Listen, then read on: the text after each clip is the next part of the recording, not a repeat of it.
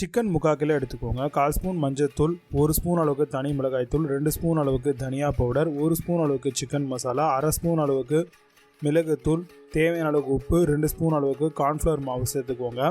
கூடவே mustard oil இல்லைன்னா normal oil வந்து 1 டேபிள் ஸ்பூன் அளவுக்கு சேர்த்துக்கோங்க.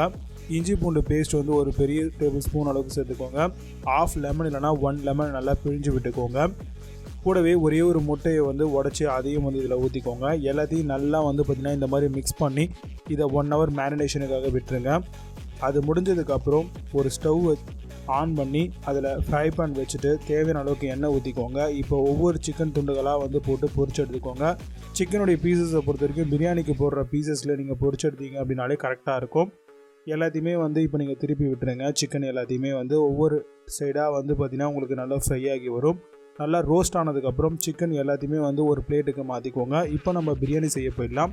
ஸ்டவ் ஆன் பண்ணி ப்ரெஷர் குக்கர் வச்சுக்கோங்க. அதில் வந்து பார்த்திங்கன்னா ஒரு 50 ml அளவுக்கு ஆயில் இல்லைனா 100 ml அளவுக்கு பிரியாணிக்கு ஏற்ற மாதிரி ஆயில் சேர்த்துக்கோங்க. இதில் இங்கே பார்க்கக்கூடிய ஹோல் ஸ்பைசஸ் சேர்த்துட்டு வெங்காயம் ஒரு 300 கிராம் அளவுக்கு சின்னதாக நறுக்கி அதையும் வந்து சேர்த்துக்கோங்க.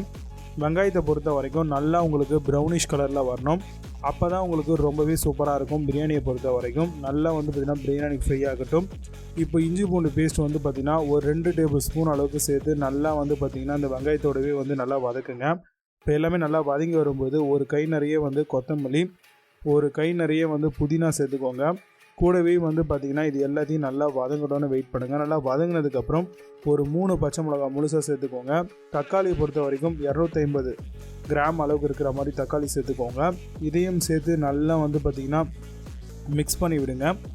இப்போ வந்து பார்த்திங்கன்னா சிக்கனை ஒரு 1/4 கிலோ தனியாக வந்து எடுத்து இதில் சேர்த்துக்கோங்க. ஃப்ளேவர் அந்த ஸ்மெல் வரணும் அப்படின்றதுக்காக. இது நீங்கள் போன் பீஸஸாக கூட போட்டுக்கலாம். இப்போ வந்து பார்த்திங்கன்னா 1 ஸ்பூன் அளவுக்கு தனி மிளகாய்த்தூள், பிரியாணி மசாலா 2 ஸ்பூன் அளவுக்கு சேர்த்துக்கோங்க. சேர்த்துட்டு தேவையான அளவுக்கு உப்பு அட்ஜஸ்ட் பண்ணி சேர்த்துக்கோங்க.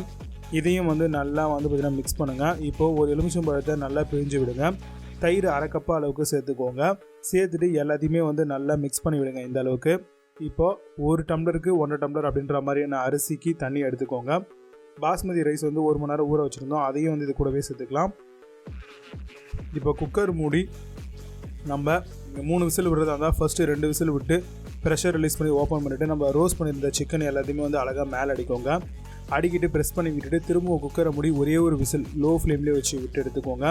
இப்போ ஸ்டவ் ஆஃப் பண்ணிட்டிங்கன்னா சிக்கன் ரோஸ்ட் பிரியாணி உங்களுக்கு ரொம்பவே சூப்பராக பர்ஃபெக்டாக ரெடியாக இருக்கும்.